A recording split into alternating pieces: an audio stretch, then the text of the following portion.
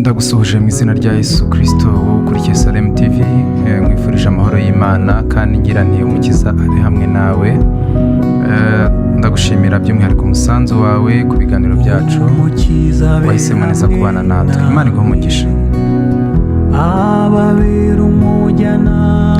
Umukiza abe hamwe nawe, akubera umujyanama, akuragire nk'intama, akurwanira intambara uzi n'izo utazi, akukebukishe mu maso ye, akurebe neza mu izina rya Yesu. Imana ikurinde ibyago bya none n'ibizaba. Imana ikurinde ibyago by'uburyo bwose, kurinde iby'ubu ndetse n'iby'ububa, ibyakububira byose Imana ibikurinde, kandi Imana ikurinde ubukenya ubwo ari bwo bwose n'ubugingo buke. Imana igukize umuze mu mubiri, ikurebe neza mu izina rya Yesu. Uyu muririmbyi aravuze ngo umukiza abe hamwe namwe, abe hamwe namwe kandi ababera umujyanama. Umukiza rero akubere ingabo igukingira mu izina rya Yesu.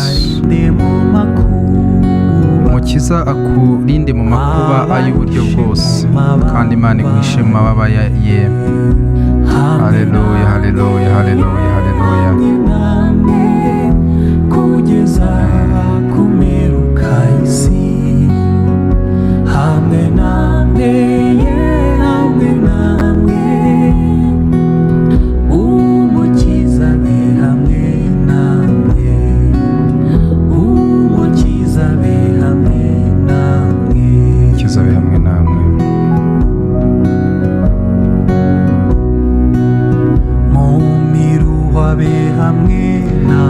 Mu miruho yose ufite,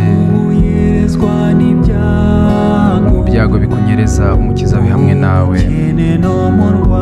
Ubukene no mu ndwara, umukiza abe hamwe nawe. Ndagusengeye ngo umukiza akuramize amaboko mu izina rya Yesu. Yanesheje isi kandi nawe yarakuneshereje. Yesu yagukijije urupfu rw'iteka, aguha ubugingo buhoraho. Umunsi wamwizeraga ukabihamisha kubatizwa, Yesu yakwambuye urupfu rw'iteka, ashyira mu biganza byawe ubuzima buhoraho. Ujye uhora muri celebration uzirikana ibyo wakora byose. Ntabwo ukora imirimo myiza kugira ngo wicungure. Kristo yagucunguye nta kiguzi utanze. Ibyo ukora byose ni ukurekonesa gusa, ni ukumwibutsa cyangwa se ni ukumwereka ko uzirikane neza yakugiriye, ariko si ikiguzi, nta nubwo umwishyura, si ideni umurimo. Yesu yabikoreye ubuntu. Imana ishimwe. Umukiza rero abe hamwe nawe, akugirire neza.